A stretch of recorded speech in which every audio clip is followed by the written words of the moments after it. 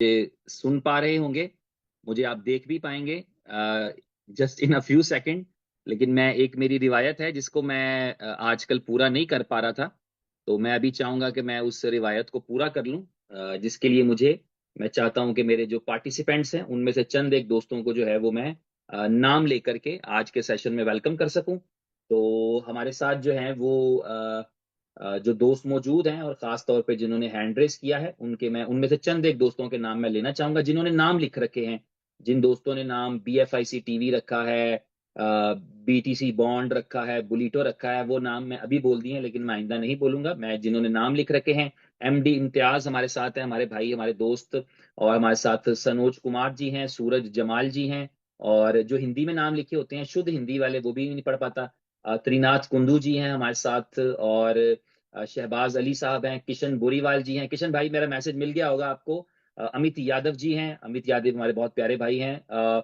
और इसके अलावा जो है वो हमारे साथ जिन दोस्तों ने ज्वाइन किया है उनके अंदर हैं जी फयाज सैयद राज हैं, देवेंद्रा कुमार सैनी, KM ठाकुर, अदीश कुमार, संजय गुप्ता जी, गुलफाम सिद्दीकी जी, बिबिका मेहर जी।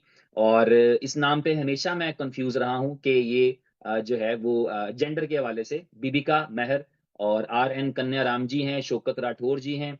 और हरी हरी सर के नाम से हैं। और साथ हैं MS ठाकुर हैं गुजरात से। और इंजीनियर वहीद अख्तर साहब हैं, संदीप सोमानी जी हैं इनोवेशन क्लब से। अर्जुन मंडल है हमारे साथ, राज डमरू धर जी हैं, अनूप कुमार सैनी हैं, कन्याराम मीना जी हैं, कन्नाराम मीना जी, रहीम आलम हैं, रवि विलास मंडल हैं। सालों का जर्नी हो गया हमारा आपस में और मैं नाम देखते ही पहचान जाता हूँ। डॉक्टर उदय सिंह राजपूत जी हैं, ये भी इनोवेशन क्लब का हिस्सा हैं। और मनोहर सिंह जी हैं, लव कुमार जी हैं, हनामत जी हैं, जुनेद खान हैं। और लव कुमार जी का हम बड़ा जिक्र किया करते थे, जब हम बी लव की बात कर रहे होते थे तो हम लव के जिसके नाम में भी लव आता था हम उसको उसका जिक्र करते थे। और हनामंत जी हैं हमारे साथ। और इसके अलावा जो है वो जी, यस, हम्म, ठीक हो गया। और ओनकार बाड़के जी हैं, जुबैर अंसारी जी हैं, सुदीप सिंह चौहान जी हैं, राहुल त्रिवेदी जी हैं, नदीम अख्तर हैं, दिवेश द्विवेदी हैं, मोहम्मद इरशाद हैं, राना असद यूसुफ हैं। और इसी तरह बहुत सारे दोस्त हैं जो आज के सेशन में आ चुके हैं। सबके नाम आपको पता नहीं लिए जा सकते, जब हम 1000 लोगों के साथ डिस्कस कर रहे हैं तो उसमें फिर सबके नाम नहीं लिए जा सकते। जो सामने आ जाते हैं तो इंस्टेंटली मैं उनका नाम ले लेता हूँ। उद्धव कचावे जी हैं, आशा उल्के जी हैं, आशा उल्के। और इसके अलावा इंजीनियर एप्पल जी हैं और रफीक दस्ती जी हैं। और इसके अलावा बाकी बहुत सारे दोस्त हैं जो आज के इस सेशन में ज्वाइन कर चुके हैं। आप सबका वेलकम है। मेरा ख्याल है 843 लोग हैं हम। और मीटिंग को हम जो है वो लॉक भी कर सकते हैं अगर हम चाहें तो। और इसके अलावा ये है कि हम मीटिंग को कुछ इस तरह से करते हैं ताकि ताकि हम पूरा फोकस करके जो है वो इस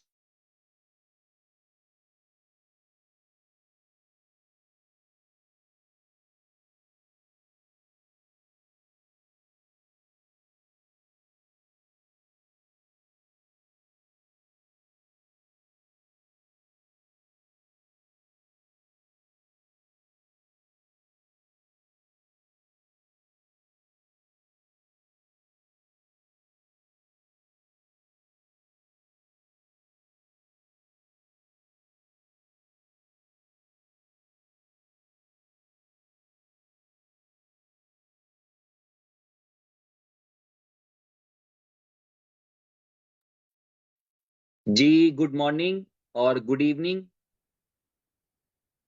गुड इवनिंग एंड उम्मीद करता हूं कि आप सब खैरियत से होंगे।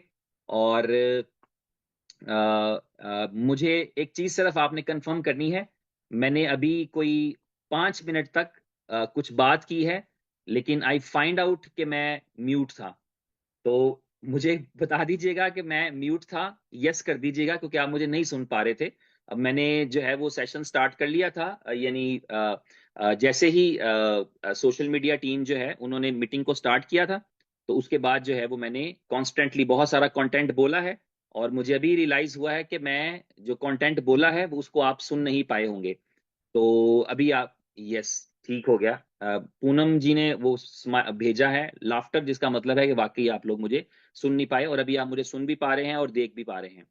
तो थैंक यू वेरी मच। आज के इस सेशन के अंदर हम जो है वो, मैं आपके साथ फ्रीडम के हवाले से मजीद इंफॉर्मेशन शेयर करूंगा, लेकिन उससे पहले मुझे ये लग रहा है कि मेरा जो कैमरा है इसके ऊपर वो है, एक लाइट आ रही है बहुत ज्यादा शायद, और दूसरा ये है कि मुझे ये लग रहा है कि थोड़ा सा इसको क्लीन करने की जरूरत है। तो टिश्यू को मैं ढूंढूंगा, जो कि नहीं मिला तो हम इसको उंगली से साफ करते हैं और फिर हम जो है वो इस सेशन को कंटिन्यू करते हैं। सबसे पहले मैंने जो भी शुरू में 5 मिनट कंटेंट बोला था, मैंने वेलकम किया था अपने बहुत सारे दोस्तों को जो आज के इस सेशन में मौजूद थे, और मैंने बहुत सारे दोस्तों के नाम लिए थे।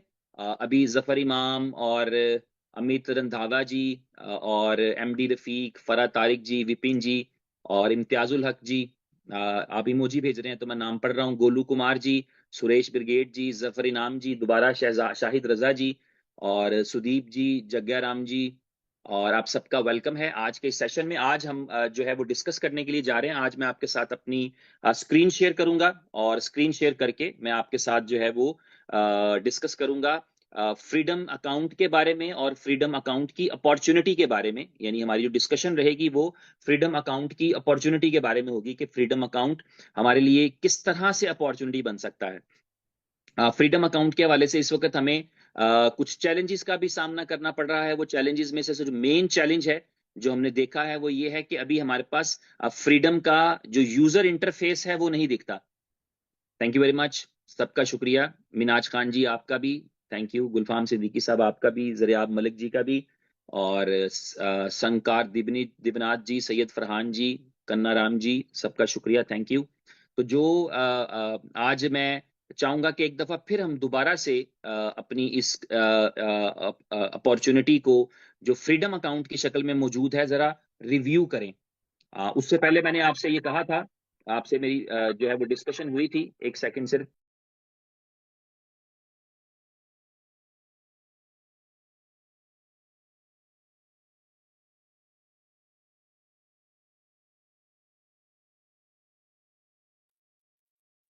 जी, एक कॉल थी क्योंकि आज एक जो है वो इंटरनेशनल लीग हो रही है दुबई में, दुबई क्रिकेट स्टेडियम के अंदर। तो आई वाज इनवाइटेड देयर, और वो मैंने स्किप की है। इसलिए स्किप की है क्योंकि मुझे 6:30 पे आपसे बात करनी थी, और वो मैंने स्किप की है। और वो मैंने जो आप में से स्टेडियम में जाते हैं, जो क्रिकेट के शौकीन हैं, उनको पता होगा कि वहां पर इंक्लूजर्स होते हैं। जब आप किसी भी क्रिकेट स्टेडियम में जाते हैं तो आप इंक्लूजर में बैठते हैं, आप जनरल पब्लिक के साथ बैठते हैं, आप वीआईपी कैबिन्स में बैठते हैं। मेरा इनविटेशन जो था वो आपकी दुआओं से और जो है वो समझ लें कि परवरदिगार के करम से वो इनविटेशन था रॉयल इंक्लूजर में बैठने का, जहाँ पे कमेंटेटर्स आते जाते रहते हैं, जहाँ पे प्लेयर्स आते जाते रहते हैं। तो वहां पर जो है वो इनविटेशन था, बट मैंने इस मीटिंग को शुरू करने से पहले ही मना कर दिया था कि मैं नहीं आ पाऊंगा, जबकि मैंने कमिटमेंट की थी कि मैं जाऊंगा, लेकिन मैंने मना कर दिया कि नहीं आऊंगा। फिर मुझे अभी दोबारा एक कॉल आई है कि वी शुड गो, तो मैंने बताया कि मैं मीटिंग स्टार्ट कर चुका हूँ और मैं इसमें जो है वो, और अच्छा मैं ये करता क्यों हूं, मैं आपको एक और बात बताऊं। मैं जब मार्केटिंग की इंडस्ट्री में आया ना, तो आपके ये चीज बड़ी इंपॉर्टेंट होती है कि आपने स्टार्ट कहाँ से किया था। यानी आपको ये, यानी पूरी दुनिया ये मानेगी कि अगर आपके पास गुरु ठीक है, अगर आपके पास उस्ताद अच्छा है, अगर आपका स्कूल अच्छा रहा है, अगर आपकी बुनियाद अच्छी रही है, तो फिर पूरी जिंदगी आपकी बेहतरीन अंदाज से गुजरती है। ये पूरी दुनिया कबूल करती है। आज बड़े बड़े लोग जो बचपन में अपने उस्तादों को पसंद नहीं करते थे, आज वो अपने उस्तादों को कदर की निगाह से देखते हैं कि उनकी दी हुई तरबियत और उनकी दी हुई ट्रेनिंग की वजह से जो है वो आप आगे बढ़ पाए। तो मेरे अंदर ये जो चीज आप देख रहे हैं कि मैं अपनी पर्सनल एंटरटेनमेंट पे या पर्सनल फायदों पे कभी कभी किसी दूसरे का फायदा मुकद्दम जान जाता हूं, कभी कभी, नॉट एवरी टाइम। उसके पीछे रीजन ये है कि मेरा जो स्कूल है, यानी जब मैंने मार्केटिंग स्टार्ट की तो जो मेरा मार्केटिंग का स्कूल है, समझ लें कि 24 साल 23 साल पुराना स्कूल जो है, वो मार्केटिंग का जो स्कूल है, वो स्कूल से मुराद मैं उस सिस्टम की बात कर रहा हूँ जहां सबसे पहले मैंने काम किया और सीखा, और उसी को मैं अपना उस्ताद मानता हूँ। वहां की तालीम या तरबियत ये थी कि अगर आपको सुनने वाले यानी अ, एक आदमी मौजूद हो किसी एक जगह पे, जहां आपको सुन के उनकी इस्लाह हो सकती है, उनकी जिंदगी में कुछ अच्छाई कुछ बेहतरी हो सकती है, तो आपको वहां चले जाना है, लेकिन जहां उसके कंपैरिजन में 1000 लोग हैं जिनको आपने कुछ सेल करनी है, चीज कोई प्रोडक्ट बेचनी है, तो वो छोड़ दो। लेकिन जो आपका, यानी एक ऐसी जगह जहां से आपकी बात से किसी को फर्क पड़ेगा, यानी प्रोडक्ट की सेल तो पैसे देती है ना आपको, लेकिन जहां आपकी बात सुनने वाला कोई हो, तो ऑडियंस डज नॉट मैटर, एक भी हो तो।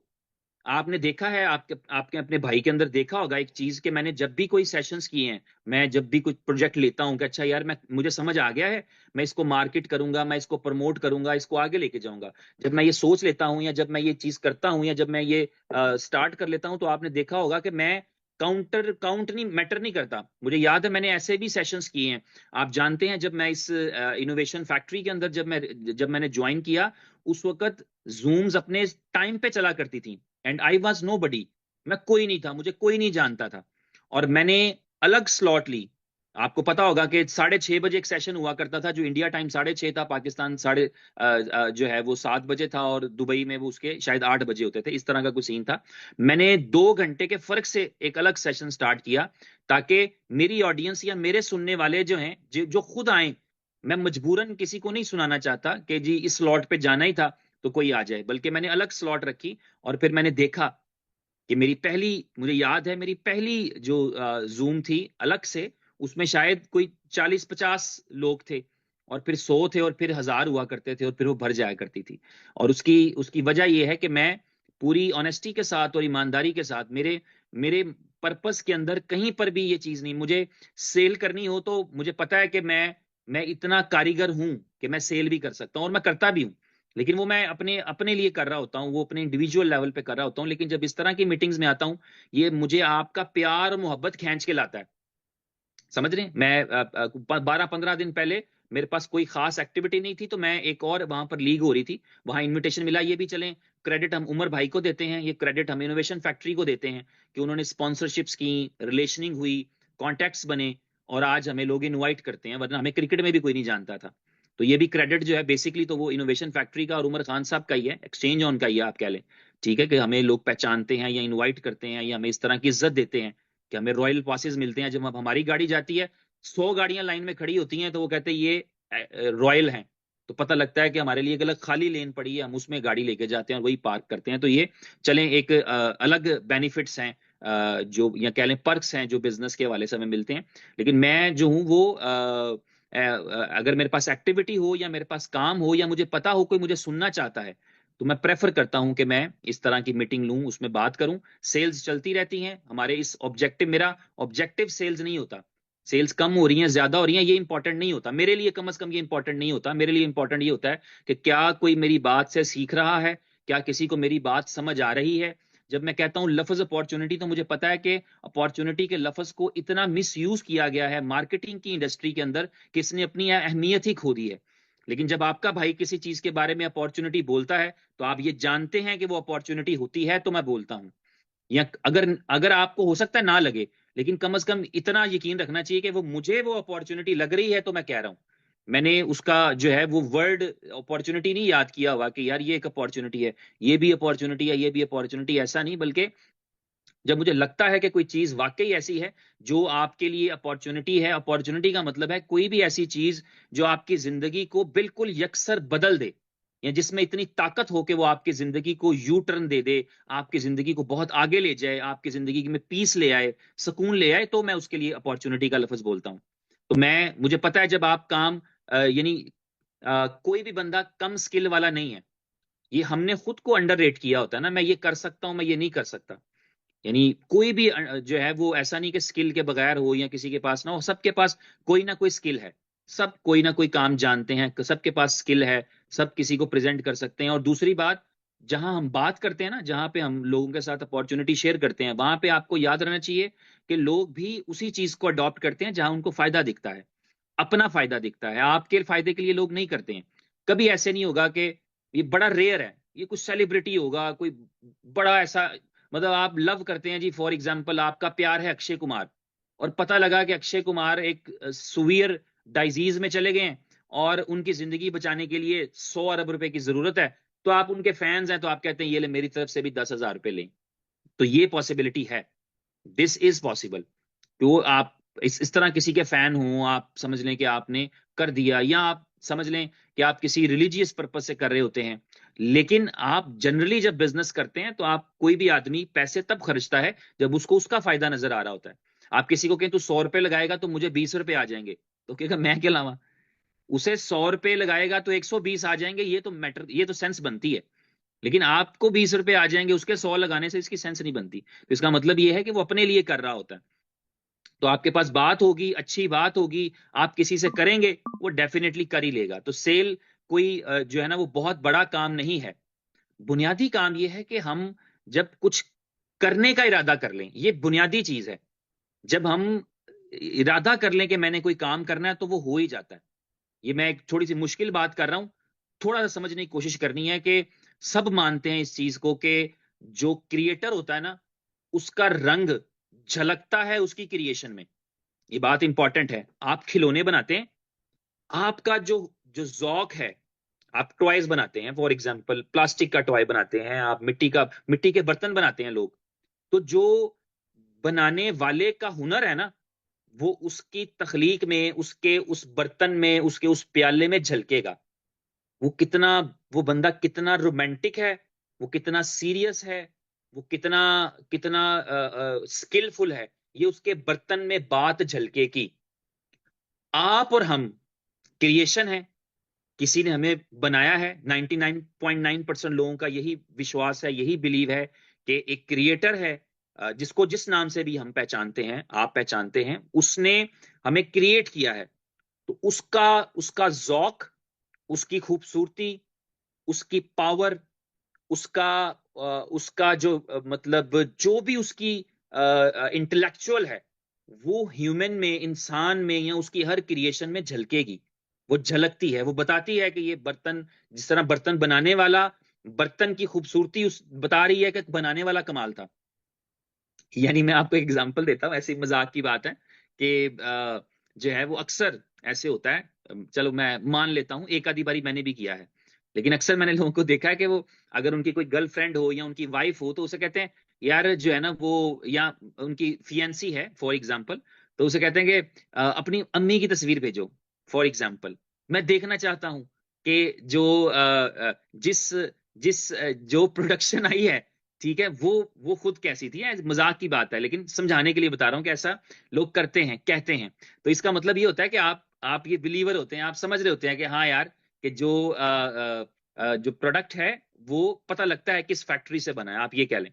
तो इस तरह अगर आप ये समझते हैं और ये मानते हैं कि क्रिएटर है कोई जिसने आपको, हमको क्रिएट किया है, तो ये मानना पड़ेगा कि हम कम पावरफुल नहीं है, हम कम शक्तिशाली नहीं है, हम भी पावरफुल हैं। हमें उसने फिर देकर भेजी हैं वो चीजें। हमारे पास समझ लें कि दिखें या ना दिखें, वरदान हैं। हमारे पास दिखे ना दिखे, हमारे पास पावर्स हैं। तो उसने हमें इतना स्ट्रांग बनाया है कि हम उसकी बनाई हुई यूनिवर्स को फतह कर रहे हैं, कॉन्क्वर कर रहे हैं। हम जो है ओवरकम कर रहे हैं चीजों पे। चैलेंजेस ही चैलेंजेस थे जब इंसान दुनिया में आया, तो रहना मुश्किल, खाना मुश्किल, पीना मुश्किल, सोना मुश्किल, अपने आप को बचाना मुश्किल, सर्दी से बचाना मुश्किल, गर्मी से बचाना मुश्किल। हम ओवरकम करते आ रहे हैं। हमने क्लाइमेट को हराया है, हमने सोल्यूशन निकाला। सर्दी होगी तो कैसे मेंटेन करना, गर्मी होगी तो कैसे मेंटेन करना, बुखार चढ़ेगा तो कैसे मेंटेन करना, सांप काटेगा तो कैसे मेंटेन करना, जंगली जानवर हमला करेगा तो कैसे मेंटेन करना, ये हमने सीखा है। We have learn that. हमने सीखा है, हमने चीजों को ओवरकम किया। इसका मतलब है कि हम इस यूनिवर्स की पावरफुल तरीन क्रिएचर हैं। तो ये कैसे हो सकता है कि जब जो चीज सोचें आप और वो हो ना, ये कैसे होगा? जो चीज मैं सोचूं वो हो ना, जो हम सोचेंगे वो हम कर पाएंगे। हमें इतना ताकतवर बनाकर भेजा गया है। हमें पूरी पूरी यूनिवर्स को बताया गया है कि तुमसे सुपीरियर ये है। उनसे एडमिट कराया गया है। जो बोल सकते थे उन्होंने बोलकर किया है, जो नहीं बोल सकते थे उन्होंने इशारों से कर दिया है कि yes he is the superior और शी इज द सुपीरियर। ये इंसान, ह्यूमन बीइंग जो है, ये सुपीरियर है हमसे। हर जो मखलूक है उसको पता है कि ये हमसे सुपीरियर है, क्योंकि ये हमें हमें कैद भी कर सकते हैं। आप जानवरों को चिड़ियाघर में डाला हुआ आपने, जंगल के बादशाह को, शेर को रखा नहीं हुआ आपने चिड़ियाघर में, आप उसको सर्कस में डांस नहीं करवाते। जंगल में तो वो बादशाह था, लेकिन आज आपने उसको क्या कर लिया है? क्योंकि आप ताकतवर हैं, आपके पास इंटेलिजेंस है, ब्रेन है। तो हमें कुछ चीज का सिर्फ इरादा करना काम है हमारे लिए। हमने सिर्फ उसकी इंटेंशन करनी है, उस रास्ते पे चलना है, अल्टीमेटली गोल अचीव हो जाएगा। लेकिन जब सबसे पहला सवाल पूछना होता है वो ये होता है कि मैं ये करूं ही क्यों, why I should do that, मैंने ये करना ही क्यों है, ये हमारा पहला सवाल होता है। और जिसको इसका जवाब मिल जाता है फिर वो पीछे मुड़ के नहीं देखता। मैं आपके सामने, आप सब जानते ही हैं, और आप में से लोग मौजूद हैं ऑलरेडी, इनोवेशन क्लब के नाम से एक जो क्लब मौजूद है, जो इनोवेशन फैक्ट्री के साथ काम कर रहा है पिछले 4-5 साल से। और उसमें बहुत अच्छे लीडर्स, बहुत अच्छे ब्रेन्स उसमें काम करते हैं, और एक बहुत बड़ा नेटवर्क है, फ्रेंड्स का सर्कल है, आप ये कह लें। नेटवर्क की जगह पे मैं कहूं कि वो एक फ्रेंड्स का सर्कल है, सीरियस लोगों का, मेच्योर लोगों का, जो बिजनेस करते हैं। ये मैं सब लीडर्स की अप्रिशिएट करता हूं, लेकिन मैं ये पर्टिकुलर इसलिए बता रहा हूं कि मैंने ये देखा है कि दे टेक टाइम, वो वक्त लेते हैं सोचने के लिए कि करना क्यों है, बट व्हेन दे स्टार्ट, वो नहीं रुकते। उनको रोकना पड़ता है, वो नहीं रुकते। उनको सिस्टम रोके, उनको कंपनी रोके, उनको जो है वो रोकना पड़ता है, फिर वो नहीं रुकते। क्योंकि जब डिसाइड कर लिया, डिसाइड करने से पहले जो है वो टाइम लेना है, लेकिन जब शुरू कर लिया है तो फिर पीछे मुड़ के नहीं देखना, बार बार नहीं देखना कि क्यों शुरू किया था। गोल है, ऑब्जेक्टिव है, उस वजह से शुरू करते हैं। तो आपके पास अगर क्यों का जवाब हो, यानी आपको, यानी चाहिए क्या होता है आपको किसी भी काम को शुरू करने के लिए ना, चाहे वो मार्केटिंग से रिलेटेड है, चाहे किसी भी इंडस्ट्री में चले जाएं, आप स्कूल ही क्यों ना खोल रहे हो, आप धर्मशाला खोल रहे हैं, आप स्कूल खोल रहे हैं, आप जो है वो कोई शॉप खोल रहे हैं, आप रेस्टोरेंट खोल रहे हैं, आप जो है वो शीशा कैफे खोल रहे हैं, कुछ भी खोल रहे हैं, आपको पहली चीज यही जानना होती है कि वाई। यहां आप जब काम करने का इरादा करते हैं तो आप कहते हैं वाई। आपको जब आपका दिल नहीं करता सुबह उठने को ना, जब बचपन में हम स्कूल जाना चाहते हैं, हम नहीं उठते, बचपन में जाने को स्कूल दिल नहीं करता, तो हमें क्या समझाया जाता है, मुझे नहीं पता अभी अभी क्या स्टेटस है, लेकिन मुझे पता है कि जब मैं ऐसे नखरे किया करता था तो मेरी मॉम या डैड मुझे बिठाते थे और कहते थे कि स्कूल बेटा जाओ, थोड़ा सा मुश्किल टाइम है, स्कूल जाओगे, कुछ एजुकेशन लोगे, अच्छी एजुकेशन मिलेगी तो तुम्हें अच्छा काम कर पाओगे, अच्छी नौकरी मिलेगी। जॉब की बात करते थे, अगर अच्छा नहीं पढ़ो लिखोगे तो जॉब कैसे मिलेगी, क्या बनना चाहते हो। मैं बता देता हूं मैं क्या बनना चाहता था, सारी जिंदगी मैंने फौजी बनने का ख्वाब देखा हुआ है। ठीक है, मैं नहीं बन सका, I attempted as well, by the way, जिन लोगों को पता है कि नहीं पता, I tried for that as well. मैंने कोशिश भी की कि मैं एक सोल्जर बनूं, पर मैं नहीं बन सका। मेरी हाइट शाइट सब चीजें ठीक थी, मेरा एक वो डॉक्यूमेंटेशन में एक प्रॉब्लम था, एजुकेशन के डॉक्यूमेंटेशन के अंदर, क्योंकि मैंने एक हाई रैंक समझ लें या कह लें एक कमीशन ऑफिसर के तौर पे अप्लाई किया था, तो उसमें वो चीज बड़ी इंपॉर्टेंट थी, जो समझ लें कि सिस्टम के एरर की वजह से थी, मेरा एरर नहीं था। मेरे कॉलेज का कोऑर्डिनेशन जो था वो बोर्ड के साथ कोई बहुत अच्छा नहीं था, उसमें कुछ थोड़ा सा गैप था, जिसकी वजह से मैं उसमें उसको नहीं कर पाया। लेकिन वो मेरा ख्वाब था, तो मैं जब उनसे वो कहते थे तुम चाहते हो ये, कि तुमने ये करना है, how you will do if you will not go to school, अगर तुम स्कूल नहीं जाओगे तो तुम कैसे करोगे वो। तो मैं, ये बात मेरी नींद उड़ा दिया करती थी कि हाँ यार, अब स्कूल तो जाना पड़ेगा, चाहे अब होमवर्क कम किया है, डांट पड़ेगी, मार पड़ेगी, या मैं अच्छा करके आऊंगा। तो नहीं, ये बैड स्टूडेंट नहीं था वैसे ही, बाय द वे बता रहा हूँ, मैं अच्छा स्टूडेंट था हर हवाले से। और मैं कई साल ऐसे भी रहे बीच बीच में, नॉट एवरी टाइम, कि मैंने अपनी एजुकेशन के दरमियान में जो है वो कुछ 3-4 साल टॉप्स किए हैं, जिस जिस क्लास में भी मैं था, छोटी क्लासों में भी और बड़ी क्लासेस में भी। और जो मैंने एग्जाम्स दिए हैं उनमें मैंने स्कॉलरशिप्स भी ली हैं, जो मैंने हायर, जो समझ लें ग्रेजुएशन तक जाने वाले एग्जाम्स होते हैं उनके अंदर भी। तो मैं स्टूडेंट ठीक था, लेकिन मैं आपको बचपन की बात बता रहा हूँ कि मेरे लिए ये विल बनती थी कि अच्छा जाना क्यों है, इसलिए जाना है। और अगर मैं वहां कह देता कि तुसी रहन दियो, मैं स्कूल नहीं जाना, मैं समोसे बेच लूंगा, मुझे क्या मसला है, आप स्कूल क्यों भेज रहे हैं, मनु 2-3 साल बड्डा हो लेन दियो, मैं समोसे बेच लूंगा, उसमें भी अच्छे पैसे हैं। तो फिर वो भी जिद ना करते, अच्छा चल ना जा स्कूल। लेकिन जब मेरे पास गोल ये था कि मुझे जो करना है उसके लिए एजुकेशन चाहिए, ठीक है, तो उस टाइम पे फिर मुझे अपने आप को सेक्रीफाइस करना पड़ता था, अपनी उस चीज को कुर्बान करना पड़ता था, और वो मैं करता था। तो अभी जो है हमारे पास जो सवाल होते हैं उनके जवाब भी हमारे पास हैं। हमारे बुजुर्गों का कॉल है कि आप अपने आप को एक छोटा सा जर्रा ख्याल करते हैं ना, किस यूनिवर्स में आप एक छोटा सा डॉट हैं, लेकिन असल में आपके अंदर पूरी यूनिवर्स समाई हुई है।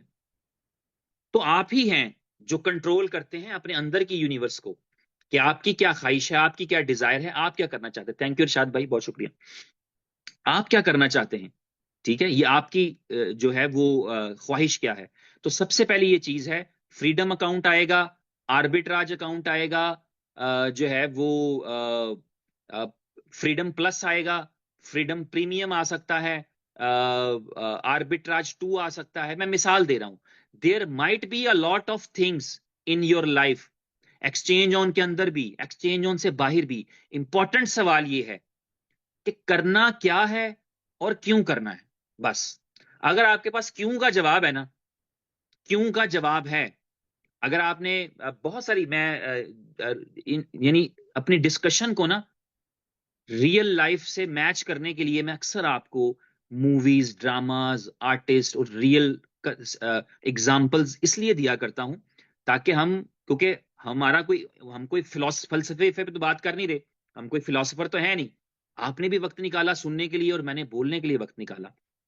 हम ये चाहते हैं कि हमें, हमारे पास इंफॉर्मेशन और नॉलेज आए। इंफॉर्मेशन तो मिल रही है, सोशल मीडिया टोटली इंफॉर्मेशन का सोर्स है, नॉलेज का सोर्स नहीं है। नॉलेज ऑथेंटिक चीज को कहते हैं, इंफॉर्मेशन तो मिल ही रही है, ऐसा यहां हुआ, ऐसा वहां हुआ। तो जो इस सेशन की ख्वाहिश होती है वो होती है कि नॉलेज जो जिस पे प्रैक्टिकल किया जा सके, इसलिए मैं रियल लाइफ से रिलेट करता हूं। अभी एक फिल्म की एग्जांपल देके मैं कहना चाहता हूं कि आपने देखा कि लोग किसी भी काम को जब प्रिपेयर करते हैं, किसी भी काम के लिए जब टास्किंग करते हैं, जब टीम बनाते हैं, तो जब टीम बनाते हैं, आपने अगर आर्मागेडन देखी है तो आपको पता होगा कि एक जो है वो एक बड़ी समझ लें कि एक बड़ा बड़ा पत्थर, बड़ी जो एक समझ लें ऑब्जेक्ट है, वो अर्थ की तरफ आ रहा है और वो इतने बड़े साइज का है कि अगर वो जमीन से टकराए तो उसको उल्टी दिशा में घुमा देगा, उलट डायरेक्शन में घुमा देगा, इतनी स्पीड से आ रहा है और इतना बड़ा है। और ऐसा एक दिन सच में भी शायद हो जाए, लेकिन ये एक इमेजिनेशन वाली बात थी। और एक सोल्यूशन है कि अगर आप उस पर जाकर लैंड करें, उस ऑब्जेक्ट के ऊपर, उसके सेंटर में जाएं, डीप डिग करें, वहां पे कोई बड़ा समझ लें आप बॉम्ब प्लांट करें जो उसको तोड़ दे, तो आधा हिस्सा आपके प्लेनेट के इधर से गुजर जाएगा और आधा हिस्सा आपकी प्लेनेट से इधर से गुजर जाएगा, तो आप पूरी ह्यूमैनिटी को बचा सकते हैं।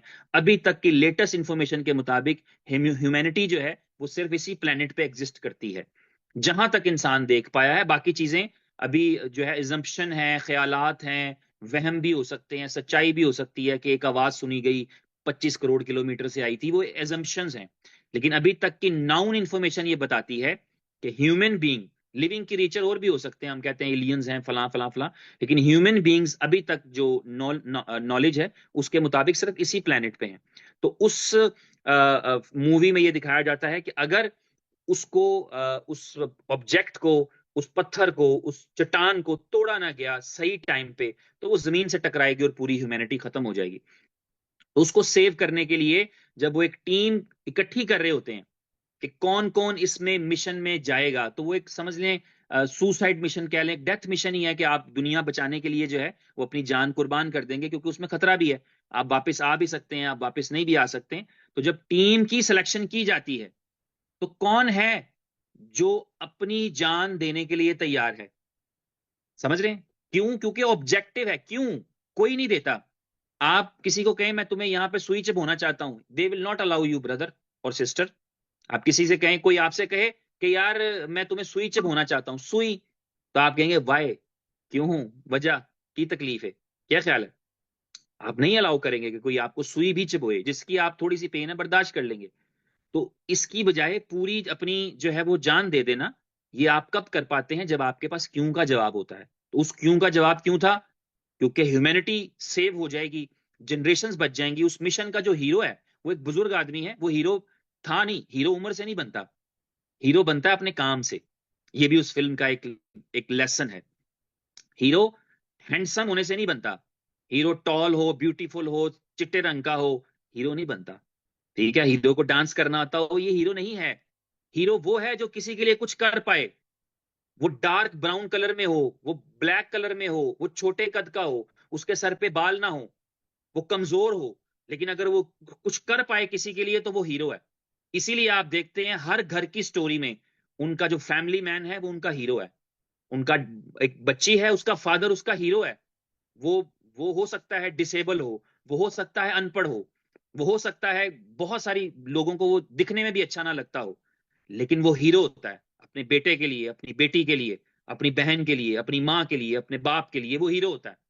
क्योंकि वो उनकी स्टोरी का हीरो होता है, क्योंकि वो उनके लिए कुछ कर पा रहा होता है, कुछ करना चाह रहा होता है, वो उनके लिए सब कुछ कर जाता है, कर सकता है।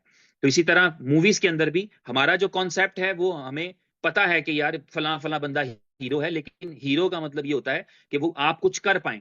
तो उस मूवी के अंदर एक आदमी जो उस मिशन का हिस्सा है वो इसलिए है क्योंकि उसकी बेटी और वो बेटी का जो आप कह लें होने वाला शौहर है, आसान लफ्जों में समझा दूं, वो दोनों भी उस मिशन में शामिल हैं। और वो ये चाहता है कि मैं जाऊं तो मैं एटलीस्ट दुनिया को भी बचा पाऊं और फिर अपनी बेटी और इस बच्चे को भी बचा पाऊं, इस लड़के को भी बचा पाऊं। ठीक है। और फिर वो ये करता है, वो यही करता है, इसीलिए मैंने कहा वो फिल्म का हीरो है। बिल्कुल लास्ट मोमेंट पे जब वो सब कुछ सेट कर लेते हैं, जब उस बॉम्ब को ब्लास्ट करना होता है तो उनका फंक्शन काम नहीं करता, तो बाकी सबको वो फ्लाई करवा देता है कि तुम जाओ, और फिर वो वहीं पे उसको ब्लास्ट करता है, उसका सेक्रीफाइस हो जाता है। That's why I am calling him a hero. हो सकता है किसी के लिए कोई और हीरो हो, लेकिन मुझे पता है कि ही इज द हीरो जिसने वो सेक्रीफाइस कर दिया। तो क्यों का जवाब जरूरी होता है। पैकेजेस आते रहते हैं, कंपनीज आती रहती हैं, अपॉर्चुनिटीज आती रहती हैं। बुनियादी चीज ये है कि किसी अपॉर्चुनिटी को हमने अवेल करना है तो करना ही क्यों है। जब मैं फ्रीडम अकाउंट की बात करता हूं तो मुझे पता है कि आज की तारीख के अंदर, आज के दिन के अंदर जब हम बिजनेस की बात कर रहे हैं तो बिजनेस में फ्रीडम अकाउंट की तरह का पैकेज ना दुनिया की कोई और कंपनी ऑफर कर रही है, और ना खुद एक्सचेंज ऑन का कोई और प्रोडक्ट उसके जोड़ का है।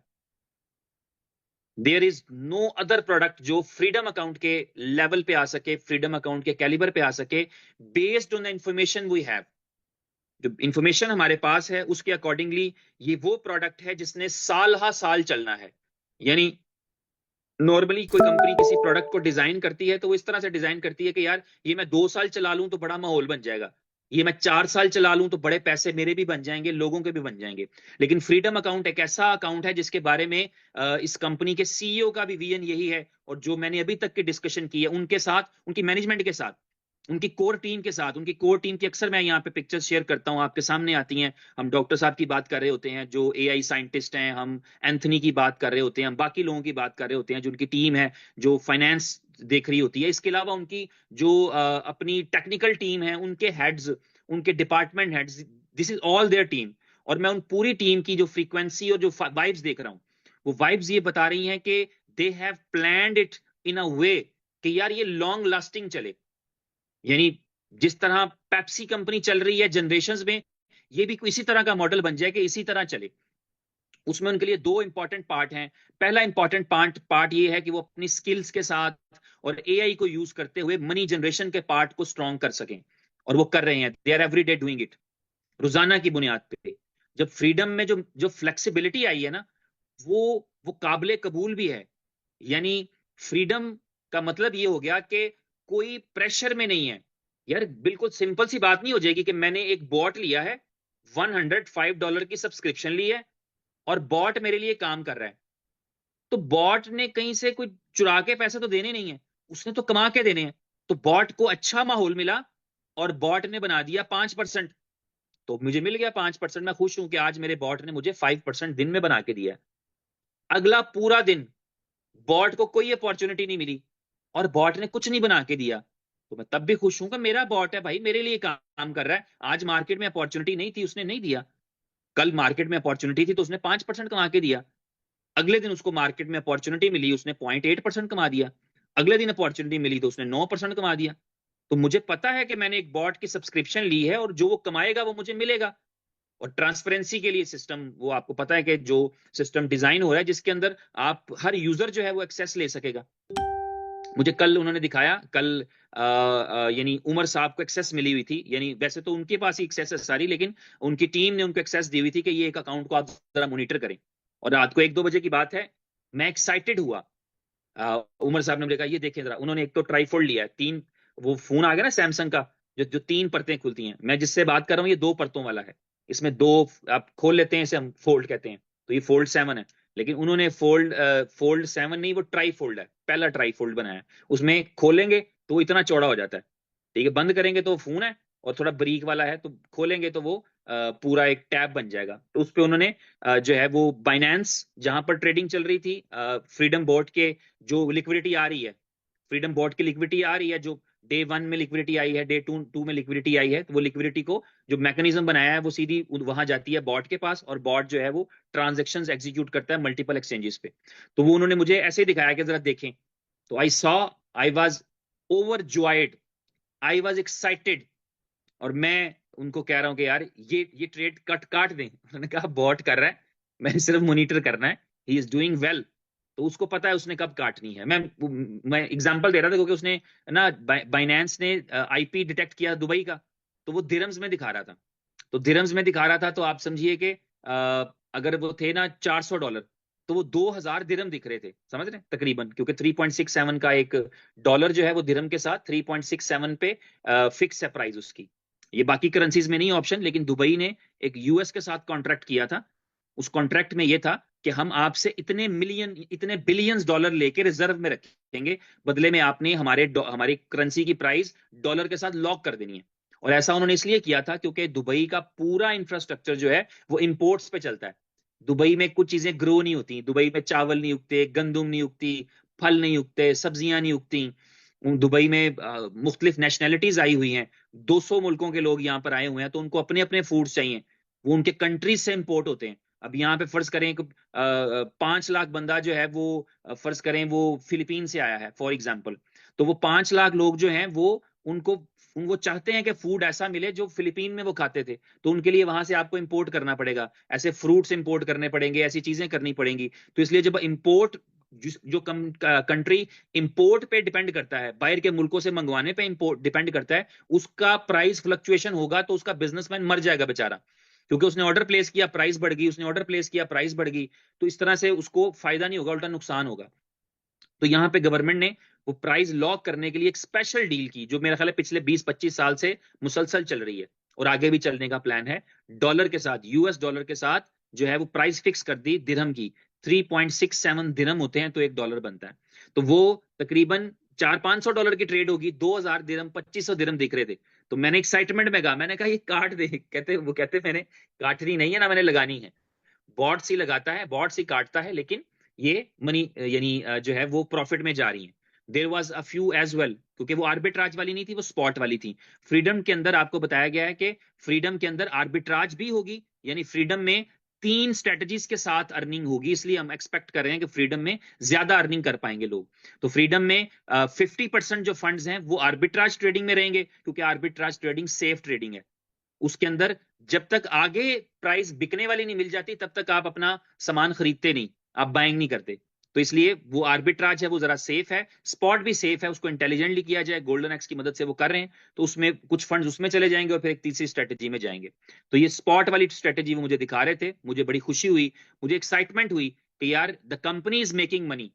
क्योंकि अगर आप, अब आप इसको ये समझिए ना कि अगर कंपनी मनी जनरेट कर पा रही है, कंपनी अगर पैसा कमा पा रही है, तो उसके लिए पैसा देना आसान है, यानी कोई ऐसी, और हमें इस चीज का पता है कि हमें सिस्टम अगर कोई प्रॉब्लम ना करे, तो ऐसी इंटेंशन हमने आज तक नहीं देखी कि उमर खान साहब जो है वो कोई ऐसी बैड इंटेंशन रखते हो। या आपने देखा है कॉन्टिन्यूसली जहां जब भी चैलेंजेस हैं वो सिस्टमेटिकली हैं, लेकिन उनका अपना पर्सनल जो है वो ऐसा नहीं होता कि यार मैंने लोगों के पैसे लिए और मैं कहीं जा रहा हूँ, he is not going to anywhere. और वो, आप ये चीज आप देख सकते हैं कि यार वो फ्रंट पे आते हैं हमेशा, he is on the front always, उनको हाइड नहीं रहना। मैंने 10,000 कंपनियों के नाम बता सकता हूं जिन्होंने बड़ा बड़ा बिजनेस किया और लोग आज तक उनके मालिकों को ढूंढ ही रहे हैं कि कौन है, सतोशी नाकामोटो से लेके और XYZ कंपनी तक। But he is always on the front कि ये मैं हूं उमर खान, इनोवेशन फैक्ट्री का मैं ऑनर हूं, I am the founder, I have launch this product, I will do this and I will do that. He always come forward, ठीक है। और वो क्यों आ पाता है कोई बंदा सामने, जब उसके अंदर ये बहादुरी मौजूद हो कि मैंने कुछ गलत नहीं करना, मैंने कुछ बुरा नहीं करना, मुझे कहीं नहीं जाना, मुझे फेस की सर्जरी करा के गायब नहीं होना, मुझे सामने रहना है, मैं हर अच्छे बुरे वक्त में लोगों के सामने हूं और लोगों के साथ हूं और सोल्यूशन पे काम करूंगा। ही always did that and he is doing that. तो इसलिए ये बड़ी अच्छी एक बात हो जाती है कि अगर आपका सिस्टम मनी जनरेशन कर रहा है और अच्छी मनी जनरेशन कर रहा है, तो यूजर भी उसी तरह से अच्छी मनी जनरेशन कर रहा है। तो जब मॉडल इस तरह का बन जाता है तो इसका मतलब होता है कि आपके पास एक स्कोप है, आपके पास बहुत अच्छा एक चार्म है, आगे काम करने का चार्म है। फ्रीडम के हवाले से मैं बता दूं, फ्रीडम के अकाउंट्स लग रहे हैं, फ्रीडम के अकाउंट्स में एक चैलेंज अभी रिसेंटली आया, क्योंकि आपको बताया गया कि फ्रीडम ऑल वर्ल्ड के लिए नहीं था। आप ये समझ लीजिए कि उसको ग्रेजुअली ग्रेजुअली करना है। यानी इसकी बड़ी एग्जांपल मैंने बता दी कि दो बड़े मुल्कों में कंपेयर करें तो वो इंडिया के लिए है और पाकिस्तान के लिए नहीं है। ठीक है, तो इसका मतलब ये हो गया कि आपको यानी कंट्री वाइज, और ये मल्टीपल है, सिर्फ ऐसा नहीं कि सिर्फ पाकिस्तान के पास नहीं है, कुछ ऐसी चीजें होती हैं जिनकी वजह से आप कहीं यानी अलग अलग पॉलिसीज थोड़ी सी चलानी पड़ती हैं आपको, क्योंकि आपकी कहीं पर रेगुलेशन चल रही है। अब मिसाल के तौर पे हम यूएई में रहते हैं और यूएई में वेबसाइट नहीं खुलती।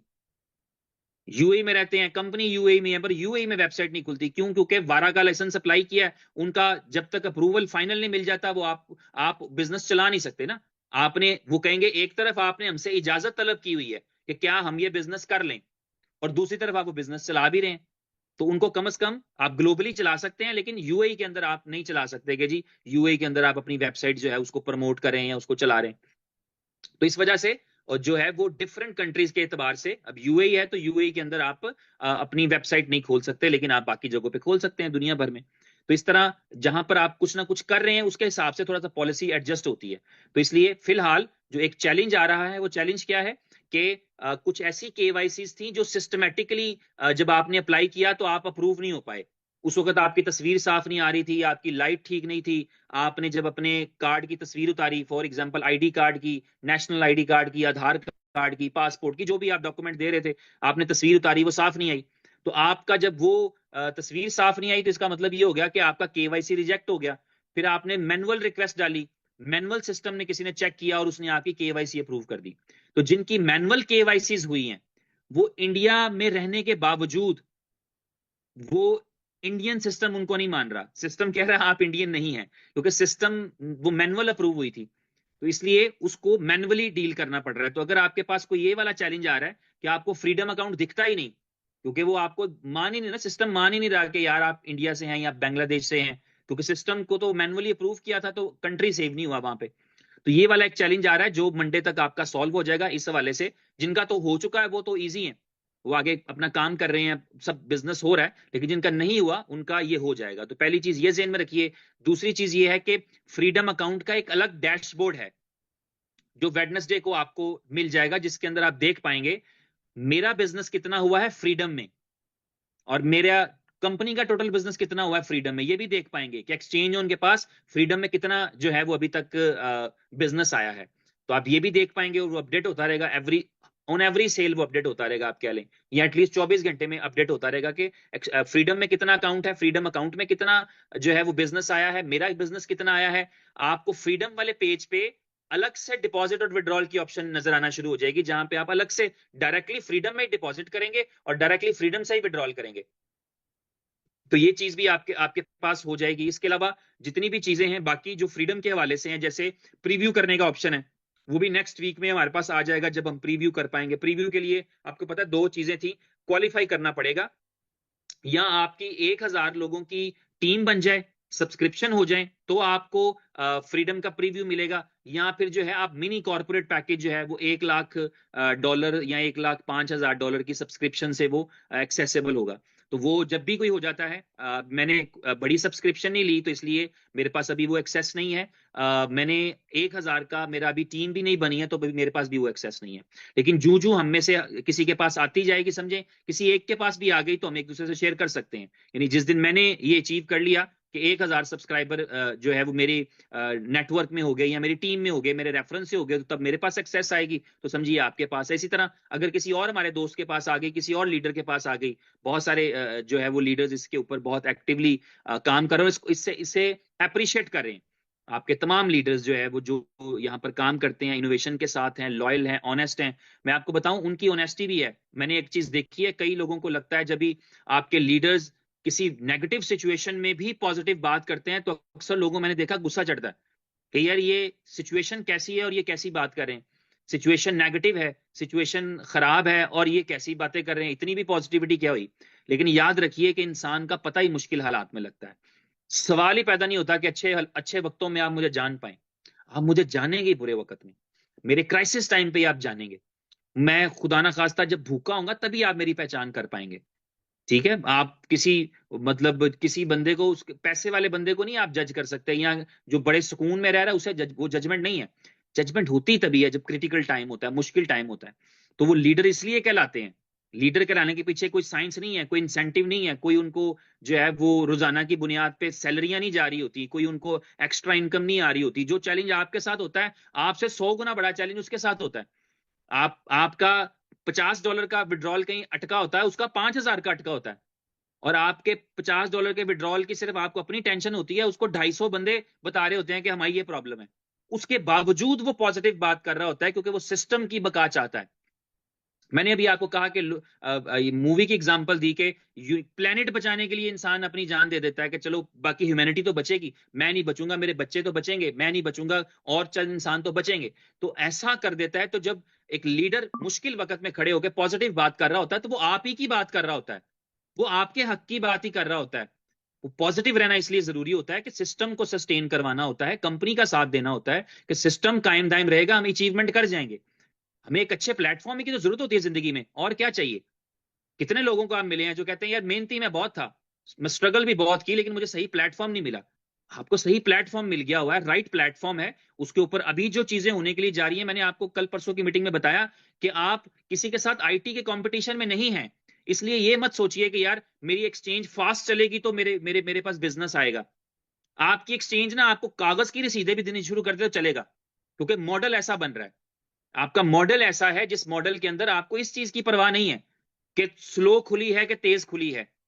आपको इस चीज की परवाह है कि मनी मेकिंग हो रही है, रियल जनरेशन हो रही है, और वो यूजर को मिलनी चाहिए।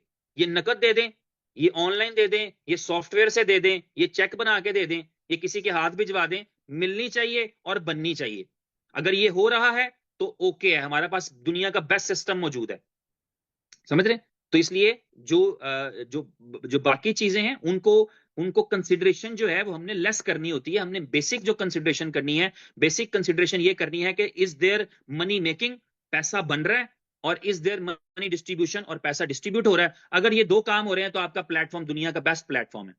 और फिर आप कोलैबोरेशन करते जाइए, जैसे मैंने तस्करा कर दिया है। मोबाइल फोन्स का गोल्ड प्लेटेड वाले आ रहे हैं, ये आ रहे हैं, वो आ रहे हैं। कल भी उमर भाई एक मॉडल दिखा रहे थे, वो भी एक फोल्ड वाला मॉडल था। मोबाइल फोन्स आ रहे हैं, आपके पास रियल एस्टेट आ रही है, आपके पास इस तरह की और बहुत सारी चीजें आ रही हैं जिनमें आपके पास कोलैबोरेशन हैं। You can make money. पैसे, मनी मेक्स मनी की कहावत मशहूर है, लेकिन बनाना एक काम होता है। तो अगर ऐसी कोई चीज, ऐसा कोई टेक्नोलॉजी, ऐसी कोई स्ट्रेटजी, ऐसा कोई AI वाला इंटीग्रेशन आपकी एक्सचेंज के पास मौजूद है और वो कर रही है, तो दैट इज वेरी वेल। बाकी जो चैलेंजेस हैं वो साथ साथ सॉल्व होते जाएंगे, और जो है वो ये चीजें भी स्मूथ हो जाएंगी। फोकस करें, मैक्सिमम फोकस करें इस चीज के ऊपर कि आप अपना नेटवर्क जल्दी से जल्दी ऐसा करें कि आप कम से कम वो एक्सेस लेने लायक हो जाएं, ताकि आप पूरे कॉन्फिडेंस के साथ बता सके। और मैंने कहा जनरेशंस वाला बिजनेस क्यों है, क्योंकि बिजनेस में सस्टेनेबिलिटी चाहिए होती है। आप सस्टेनेबिलिटी समझते हैं क्या होती है? मैं आपको इसकी एग्जांपल देता हूं। मैं थोड़ा सा वर्क होलिक टाइप का बंदा हूं। जब करता हूं, नहीं करता तो मैं आजाद ख्याल का बंदा हूं। मैं दुनिया घूमता रहता हूं 2-2 साल, फिर मैं कुछ नहीं करता। लेकिन जब मैं काम करता हूं तो फिर मैं पूरा वर्क होलिक की फील देता हूं। मैंने एक एक जगह पे काम शुरू किया। आप समझ लें, आपको पता ही, आपके नॉलेज में ही है कि मैंने टीवी प्रोडक्शन में भी काम किया। तो जब मैंने वहां पे काम शुरू किया तो हम एक ऐसी सीरियल कर रहे थे जिसके 20 एपिसोड हर महीने ऑन एयर जाते थे। यानी वीकली सोप होते हैं ना, आपने देखे हैं। कुम देखा होगा अगर, वो हमने बहुत शौक से देखा है। 96-7 में जब चलता था, हिना एक ड्रामा था बड़ा, वो सोप सीरियल्स हैं। ठीक है, स्टार प्लस के तकरीबन सारे सोप सीरियल्स काफी पॉपुलर रहे हैं। इसी तरह तो वो सोप सीरियल था, तो उसमें जो है वो एवरी वीक आपको 4 एपिसोड चलाने हैं। तो एक महीने में आपको 16 एपिसोड ऑन एयर करने हैं। तो 16 एपिसोड ऑन एयर करने के लिए हमें 20 एपिसोड बनाने पड़ते थे, ताकि 4 हमारे पास बैकअप में रहे। तो 20 एपिसोड बनाने का मतलब था कि काफी ज्यादा काम करना होता था। बड़ा थोक के हिसाब से ना, होलसेल के हिसाब से रिकॉर्डिंग्स करनी पड़ती थी, कि एक सीन शुरू किया, आधा छोड़ के दूसरा फिर शुरू किया, फिर एंगल चेंज किया। टाइम बचाने के लिए बड़ी स्ट्रेटेजीज लगाते थे कि एक ही सेट पे 4 कर लिए, एक ही कपड़ों में 2 सीन कर लिए, एक आज का था, एक 3 दिन बाद का था, ऐसे करके हम टाइम बचाने के लिए करते थे। और मेरा उस वक्त जो काम का दौरानिया था वो 20 से 22 घंटे था। मैं जैसे ही उसको स्टार्ट किया तो 20 से 22 घंटे मैं काम किया करता था। लोग 16 घंटे में फारिग, कोई एक्टर्स तो 2-4-5 घंटे में फारिग हो जाते थे, उनका जो काम जो किया चले गए। जो डायरेक्टर है वो भी 10-12 घंटे, जब तक रिकॉर्डिंग चल रही है तब तक चलेंगे। फिर मेरा मेरा उससे भी ज्यादा काम था, क्योंकि मैं एज ए एसोसिएट काम कर रहा था। मैंने जो है वो एडिटिंग के डिपार्टमेंट को भी देखना होता था, जो टेप्स हमने रिकॉर्ड किए हैं वहां पे डंप करवानी है, फिर उनको गाइडेंस भी देनी है, फिर अगले दिन के शेड्यूल भी बनाने हैं, कॉलिंग भी करनी है, कल आप इतने बजे आएंगे, आप इतने बजे आएंगे, आप ये ड्रेस लेके आएंगे, आप ये मेकअप करके आएंगी, आप ये इयरिंग्स पहन के आएंगी, पूरा वो एक शेड्यूल जो है वो बताना होता था। तो मैं 20 से 22 घंटे काम करता था और 2 आवर्स की स्लीप थी। तो मेरे फिर एक उस वक्त भी समझ लें उस्ताद ही कहूंगा मैं, सीनियर थे, तो उन्होंने मुझे बुलाकर एक बात कही, सस्टेनेबिलिटी समझाने के लिए मुझे ये वाक्य सुनाना पड़ा है। उन्होंने कहा कि बेटा जो काम रोज करना होता है ना, उसको इस तरह नहीं करते। एक काम कभी कभी करना है ना आपने, यार महीने बाद कोई ऐसा दिन आ गया, आप 2 रातें जाग लो, खैर है, चलेगा। आपकी कोई इमरजेंसी थी या आपका कोई शादी ब्याह था, 2 रातें जाग लो, चलेगा। आपने जो काम रोज करना है, रोजाना ही करना है, उसको तो किसी सलीके से करना पड़ेगा, उसे किसी सस्टेनेबल वे में करना पड़ेगा। उसे अगर इसी तरह करोगे कि आज भी 2 घंटे सोए, कल भी 2 घंटे सोए, तीसरे दिन बीमार हो जाओगे, बीमार हो जाओगे तो 4 दिन की छुट्टी करोगे, तो सिस्टम तो सस्टेनेबल ना रहा। मेहनत कहाँ गई जी, 22 घंटे काम किया था, एवरेज निकलेंगे तो एवरेज निकलेगी 8 घंटे की, क्योंकि आगे 4 दिन छुट्टियां कर ली। तो सस्टेनेबिलिटी जो है वो बिजनेस में बड़ी जरूरी होती है। फ्रीडम की सबसे खूबसूरत बात यही है कि इसके अंदर आपको सस्टेनेबिलिटी मिल रही है। सस्टेनेबिलिटी है, कंपनी ने चीजें डिफाइन कर ली हैं, एक्सचेंज ने डिफाइन कर लिया है, प्रॉफिट्स बनेंगे, यूजर्स में डिस्ट्रीब्यूट होंगे, इतने परसेंट मैं रखूंगी, उसमें से मैं स्प्रेड डिस्ट्रीब्यूट कर दूंगी, उसमें से मैं एक्सपेंस निकाल दूंगी, और हमारे पास जो है वो एंड पे जब फ्लश आउट आईडी हो जाएगी तो वो मेरा प्रॉफिट हो जाएगा। ये एक्सचेंज उनका सिंपल मॉडल है। उसमें ना उसको किसी का विड्रॉल रोकने की जरूरत है, ना कोई एक्स्ट्रा पैसे डालने की जरूरत है, ना ना ये टेंशन है कि इज्जत ना खराब हो जाए। सिस्टम ने जनरेट किया है 0.2%, 0.2%, तो आप इस वजह से 0.8% जेब से डाल दें कि इज्जत ना खराब हो जाए, मैंने जुबान दे दी है। समझ रहे हैं, मजाक की बात कर रहा हूं, वो आपने सीरियस नहीं लेनी। हमारे एक दोस्त हैं, आप जानते ही हैं, नाम मैं लेता नहीं, चलो कहीं माइंड ही ना कर जाए, ऑस्ट्रेलिया में पढ़े हैं, हिंदुस्तान से हैं, पंजाब से हैं। तो वो कहते हैं कि यार मैं ना उधर जो है वो ऑस्ट्रेलिया में जब पढ़ रहे थे, तो हमारे पास अक्सर फाइनेंशियल क्रंच होता था, पार्ट टाइम में जॉब कर सकते थे, पूरी जॉब कर नहीं सकते थे, तो पढ़ाई के साथ साथ जॉब करनी होती थी, वेटर शटर ये वो काम कर लेते थे। तो अक्सर जो है वो काम जब नहीं होता था तो पैसे भी नहीं होते थे। तो एक वहां पर लंगर खाना था जहाँ पे फ्री में खाना मिलता है, जैसे आपको पता है टेम्पल्स में यहाँ वहां करके, तो वो फ्री में खाना मिलता था। तो कहता हम बड़ा दिल करता था कभी भूख लग जानी कि यार यहीं से खा लेते हैं, तो लेकिन पास जाके रुक जाते थे कि यार लोग क्या सोचेंगे, किसी ने देख लिया तो वो क्या कहेगा कि यार तुम फ्री में खाना खा रहे हो ऐसी जगह पे जहाँ पे चैरिटी का खाना बट रहा है, तुम वहां पे खा रहे हो। तो कहते एक दिन भूख शदीद बढ़ गई, तो हमारे एक दोस्त ने कहा कि यार चलो चल के खाते हैं, कोई देखेगा तो इज्जत खराब होगी, इज्जत का क्या है, इज्जत तो, पंजाबी में कहा इज्जत तो घटती वधदी रहती है, तो खाना खाते हैं, इज्जत का क्या है, इज्जत घटती वधदी रहती है। तो ये चीज है कि कभी कभी आप ये सोच लेते हैं कि यार कोई गल नहीं, खैर है, इज्जत घटती वधदी रहती, लेकिन मैक्सिमम टाइम आप अपनी बात को निभाने की कोशिश करते हैं, और बात को निभाने की कोशिश में कभी कभी इंसान, बंदा, कंपनी बर्बाद भी हो जाती है। तो इसलिए आप सस्टेनेबल मॉडल बनाइए कि 10% बनाइए तो भी यूजर को बांटिए उसके असूल कायदे के साथ, आप 0.1% कमाइए तब भी बांटिए, ना कमाइए तब भी लोगों को पता हो, हर चीज ट्रांसपेरेंट हो। क्योंकि हमने बॉट रेंट किया है, हमने बॉट की सब्सक्रिप्शन ली है, बॉट की परफॉर्मेंस मार्केट पे डिपेंड करेगी। मार्केट अपॉर्चुनिटीज निकाल रही है, बॉट ज्यादा कमा रहा है, मार्केट कम अपॉर्चुनिटीज निकाल रही है, वो कम कमा रहा है, तो मॉडल सस्टेनेबल बन गया। आपको कोई शर्मिंदगी नहीं, किसी को भी, ना प्रमोटर को, ना क्रिएटर को, ना ओनर को, कि यार आज 0.5% क्यों बनाया जी, सिस्टम है, और पहले से बताया आपने, सब जानते हैं कि जो बनेगा आपका है। शुरू में एक स्ट्रेटजी आपके साथ शेयर है, कंपनी ने अपनी लिक्विडिटी बढ़ाने के लिए रखा हुआ है कि शुरू में वो 100% जनरेशन जो है वो यूजर को नहीं देंगे। हो सकता है सिस्टम 5% बनाए लेकिन वो आपको 2.5 दे दें, कि 2.5% से लिक्विडिटी को इंक्रीज करना है, but just for some few time, थोड़े से टाइम के लिए, उन चैलेंजेस को ओवरकम करके जो लिक्विडिटी से रिगार्डिंग है। उसके बाद पूरा ट्रांसपेरेंसी के साथ जो बना वो आपका। मैं मिसाल देने के लिए बोल रहा हूं, सिस्टम ने 30% बना दिया ना दिन में, महीने की जगह पे, 2 महीने की जगह पे, 6 महीने की जगह पे, तो दिन में 30 बना दिया, तो दिन में भी 30 यूजर का ही है, उस 20% को काट के। तो इस मॉडल के साथ सस्टेनेबिलिटी आएगी, लॉन्ग टर्म, लॉन्ग लास्टिंग वाला है। और इसके साथ ही 13 फरवरी से आपके पास सिक्योरिटी भी आ गई है। 13 फरवरी से आप यूजर को कोलेटरल के अंदर, कोलेटरल में एक जबरदस्त किस्म का एसेट रखवा देंगे। कि तेरा $105 जो तूने दिया है सब्सक्रिप्शन के लिए, इस $105 के बदले में ये ले टोकन, ये ले कॉइन, एक्सॉन का टोकन, जिसकी ये वैल्यू है और उसकी वो वैल्यू होगी, और उसकी वैल्यू बनाने में उतना लिक्विडिटी फंड पड़ा होगा ट्रांसपेरेंसी के साथ। वो भी उन्होंने स्ट्रेटेजी बना दी है कि वो जब लिक्विडिटी को डिवाइड कर रहे होंगे तो उसमें से पूल, टोकन की प्राइस में पूल में भी जा रहा होगा पैसा, और वो पैसा कोई नहीं निकाल सकता। वो टोकन निकल आएंगे, टोकन बर्न हो जाएंगे, टोकन वापस आने हैं तो पैसा निकलना है। तो वो एंड पे पैसा निकलेगा जब टोकन लोगों के पास आने शुरू हो जाएंगे, जो बर्निंग में नहीं गए थे, जो आपका एसेट था, या जो आपको कोलेटरल में मिले थे और आपने कोलेटरल में ले लिए थे, वही टोकन होंगे।